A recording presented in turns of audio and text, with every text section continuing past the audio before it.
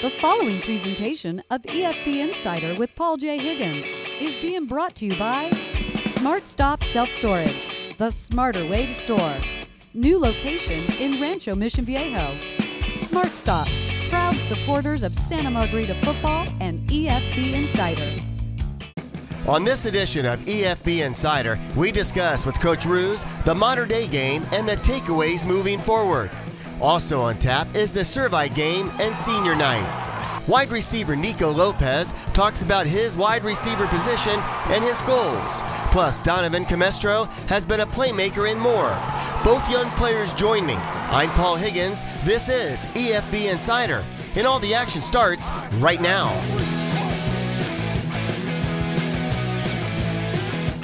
Coach, modern day is a good football team, but the Eagles are a much better football team that they played in that first quarter. Tell me about that. Yeah, we were pretty surprised, honestly. It felt great in pregame. Our guys were really focused. I think we talked about this in one of the earlier episodes and segments, that one of our biggest goals was to not be defeated before the game starts. And our captains talked the day before to our kids, and they really believed they could win.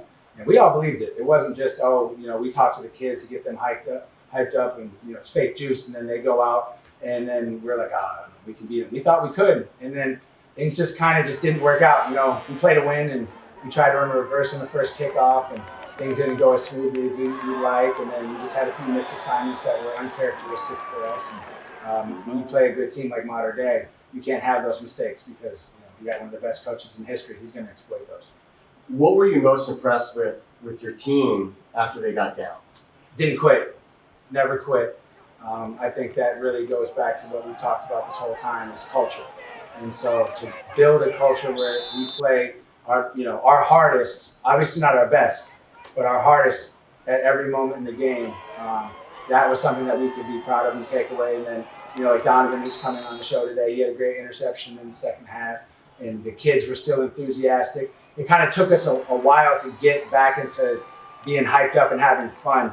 We lost the fun for about 7 minutes in the game, and I think that's what hurt us. But we just kind of try to remind them to get back and have fun and enjoy this. It's a blessing that we're playing football.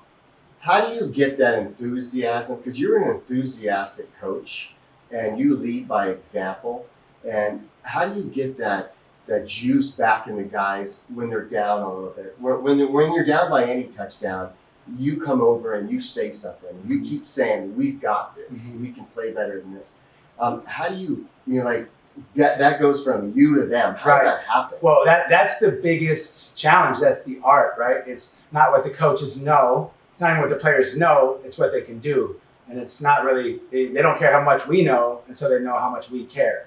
So I think a lot of that comes with you pouring into the kids and showing them how much you care about them and how much you care about their success, and wanting to see them succeed, and that when they don't do well or they're not having fun, that you're disappointed for them, not necessarily at them. And so they're going to follow the leader, And so as my job, especially where I'm not calling offense or defense or special teams, is to really be the principal energy guy, to push the culture forward of being high energy and to help them reset. I think that's where, we talked about, and we had a kind of self-reflection as coaches, is how can we create skills for these young men to help them reset and get going and get back and enthusiastic. And so we worked it, but obviously we got some more work to do. You've won a couple games, you've lost a couple games. What have you learned most about yourself as a head coach? That this operation is full-fledged, and you cannot do it alone. And I'm a firm believer in taking everybody's input and having people have a seat at the table and sharing their information. But then also when it's decision time, you have to make a decision as the leader, and then being able to execute that decision. And I'm very lucky that I have a team that supports me both in-house in our football program, administratively, and then most importantly with the kids. So impressed with the way that you coach and your coaches coach.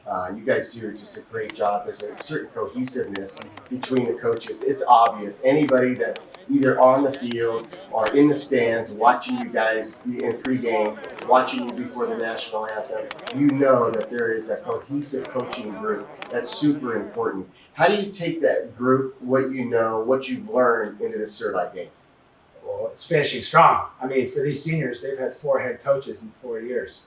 And it's kind of interesting for me because I said it to somebody, I said, like, yeah, now that I'm a senior, because I came in with these guys when they were sophomores, and it was a little different before I got here. And the first few years I was here, it was very separate programs. It was freshmen, and then it was varsity and JV. And so it was like their first experience, and it was mine too. So I very much grown up with these kids. And so I have a lot of, passion, and I want to see them go out on a high note. And so, again, it's all about the players, right? Players first, and players win games and coaches lose them. So it's our job to pour into these kids and to give them the best opportunity to win. And we just talked to them today about let's put together a great week of preparation that we can all be proud of, and then let's go out there on Thursday night and show it. You mentioned week. It's a short week, Coach. Saturday to Thursday. That's a heck of a run for you guys. Best of luck. Thanks for doing this. You always do a great job. Thank you. Up next, my conversation with wide receiver Nico Lopez. You're watching EFB Insider. The EFB Insider with Paul J. Higgins is being brought to you by Smart Stop Self-Storage, the smarter way to store. New location in Rancho Mission Viejo. Smart Stop, proud supporters of Santa Margarita football and EFB Insider. Nico, quick turnaround time between the modern day game and the Survey. And Survey is no second fiddle, right? That's a good football team. I like them. They're a fun team. Your thoughts about so far? I mean, I'm blown away that you're a sophomore and that you are doing so well on the Trinity League level, the varsity level that you're in. Tell me about that. Did you come in thinking, hey, I'm going to start as a sophomore? To be honest, I didn't really think I would. I came in, I was behind Ian Grogan, Whitmore, and then I think they were just people who helped me a lot through the process and just like getting better each week, and that was just a big thing. Nico, what is it about your position that you enjoy the most? I think it's just more of me being able to be a flex, is being able to be a tight end or being a slot, and just being able to be versatile and help the offense grow and just help the offense be great. Speaking of growing, how much, not just physically, but mentally, have you grown since your freshman year and then now here on the varsity level, your sophomore year, and really making an impact on this football team? I would say all the coaches just helped me a lot, just making me know that I could be the greatest I could be, and that hard work would get me a long way through the years. What is it about the Trinity League that's so exciting to play in? I mean, when I'm on the sidelines, you can feel it, right? It feels, it feels different than a regular high school. Yeah. Your thoughts? I say going against the best players in the nation and knowing that if you have one great play, it just feels surreal, and that you don't feel anything else. I know that you were standing on the sidelines when you were on offense and watching your defense out there and watching modern day. They've got some athletes. They got some talented wide receivers. Yeah. Tell me your thoughts about that team and how quickly they can strike. Sheesh. They got playmakers on playmakers everywhere, and that team is just talented, and they know what they're doing. Their coaches are great, and they just have everything. There's a certain amount of respect. I think they gained respect for you guys as well. You didn't back down. You came back and scored 13 points. You played until the final whistle. What were you guys thinking and saying on the sidelines? It started out a little quiet on the field, right? It was definitely a little slow at the beginning, but Coach Ruse and all the coaches picked us up, and we brought our energy up towards the second quarter. Let me ask you about that. What does inspire you? What does motivate you? Because Coach has a lot of players on that sidelines with different mentalities, and he's got to be able to do a little psychology on you guys when you're down. What motivates you? I just say the offense of the group, that just like playing for each other is just a big thing for me, because they've been with me all through this, through COVID and everything. And I feel like playing for them as brothers is great for us. I can feel that. I feel this group does not play individually, does it? No, not at all. Plays as a team. Yeah, as a team. Your thoughts about going up against Survey, that we talked briefly about, good football team. Personally, what is your goal? Winning. Just winning. If we win it, I'll be happy. The seniors deserve it. They deserve all of it. Let me talk about that, because the seniors have had quite the road, right? The road. 4 different head coaches in 4 years, and Coach kind of joked about it, saying, I've been here 4 years. I'm kind of the senior as well. Your thoughts? What can you say to the seniors, the guys that won't be here next year? Is that I'm gonna just keep on building this legacy, and that we're gonna be great. That's pretty cool. Yeah. That's pretty cool. And I know that you've improved on your game so far. Improving on your game, what has it been? Has it been the way you're catching the football, the way you're running patterns, learning plays? Can you tell me a little bit of insight on that? I would say yeah, but I say more it's mentally just knowing like where our schemes are and like how to read defenses better and all that. Just helps me a lot with my routes. What's the most challenging aspect when Colt's out there and you might call it an audible or change the play or change everything that's happened? Because it happened a couple times the other night when all of a sudden it's dead quiet in that Santa Ana Bowl and Colt's looking to the sidelines and getting the play. What's going on there as a receiver? It's a lot, but I think it's just more of reading the defense and just knowing maybe the ball's not coming to you, but it's just how to be able to set up your teammate and just be able to do that on that. If I didn't ask you this question, I would not be good at what I do, and hopefully I am. But you're a 2-sport athlete. Yeah. Getting ready to play some basketball right now. Tell me about that. I just think 2 sports. I've always loved basketball. I played basketball since I actually didn't play football until freshman year. That's when I started, and I played basketball all throughout since I was like 6. I just think that's helped me a lot with football. I can imagine. So you have 2 great coaches, one on football and one on basketball. Congratulations on being a varsity starter on the sophomore, as a sophomore, and many great games coming your way. Congratulations. He's a playmaker and is only scratching the surface to his potential. Up next, Donovan Camestro. This is EFB Insider.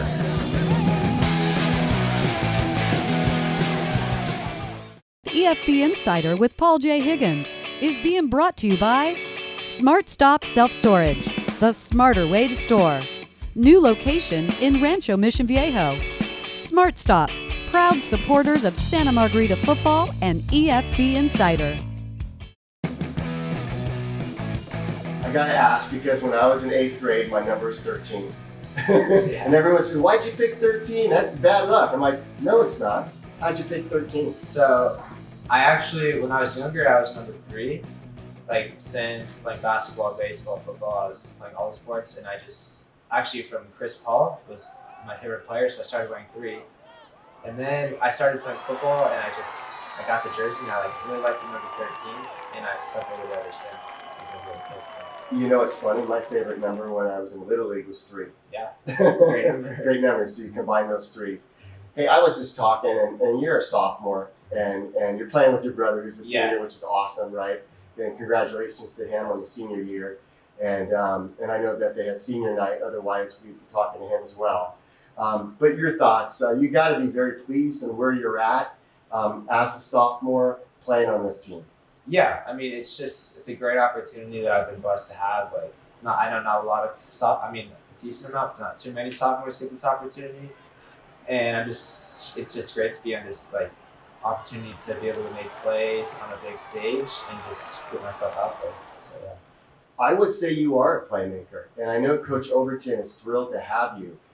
Your thoughts about your position and what you enjoy most about it, and if you remember this one, what's the most difficult aspect about it? So I mean, being a corner, I love it because you get to be around the ball and you get to be around the play, like big plays, whether it's a deep ball or a tackle. It's just things like that, like exciting plays. And I just love being able to, do things like that, get an interception, fumble recovery. Luckily, I've already gotten both of those this year. And yeah, and then the hardest thing for sure, just especially in the Trinity League, just going up against these great receivers. Sometimes they're bigger, faster, stronger, but it's a challenge that makes me a lot better as a player too. That's fantastic. When I was a wrestler, you'd only get better if you wrestled somebody that's better than you. And your thoughts, you played modern day. They are very talented wide receiver position, tight end position, running back position. Yes. How difficult was that? And Donovan, what did you learn about yourself, at the end of the game? So, I mean, I'm not going to lie, it was very difficult. Going up against guys like CJ Williams and Kyron, they're big, fast, physical receivers, and obviously they're D1 players, but it made me a lot better and more confident, especially just knowing that I can hang in there with those guys. From the first drive, I was like, you know what, I belong here. And it was like, I'm going to do my best against them, and that's what I did. That should be a statement what you just said, I belong here. Yes. Because it really speaks for itself. You look across the field and the big red machine and all the players that have gone there. But Santa Margarita's has a great history too. And you do belong there. So how do you get the entire team going? When we get on that field, we do belong here. Coach can tell you that, but players, how do you do it as a player to another player? So, I mean, that's just the culture that we're building right now. Like, SM has had, like, obviously a rough couple of past years, but we preach every day that we're a new team now, we're a new program, and we know that what we're capable of. Like, we got our Trinity win, and now we're on a roll, and we're just going to keep building on that. How fun has it been this year? I know it's not the fall. I know it's not, you're not playing December football or anything, but here you are in April playing football. Are you having fun? Yes, and the fact that it's not fall makes it just that much better because we've been waiting for it for so long. So now, like, we're just enjoying every moment we get. So, yeah.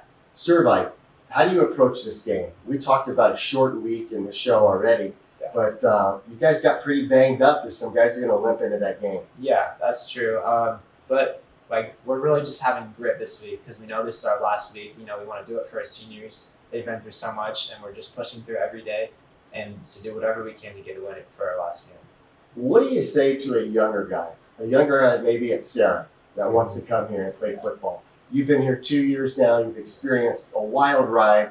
What do you say to kids that like look up to you and go, hey, I want to be doing what you're doing? What advice can you give me? I mean, I'm just going to tell them that they got the right idea because this is the place that they want to be, especially if they want to be a great football player and a great person. This program, this culture that we're building and everything, like, I would be super glad to get as many kids to come here as possible because this is the football community that you want to be at. How do you get a coach's attention here at SM? I mean, you just got to be a dog, just like Coach Hughes would say. Honestly, like, you got to come every day to practice, to meetings, to film on time, really ready to go, and just have that energy and that mentality that you're going to go out there and ball every day. I can tell that you belong here. Yes, Congratulations. Thank you. Good job.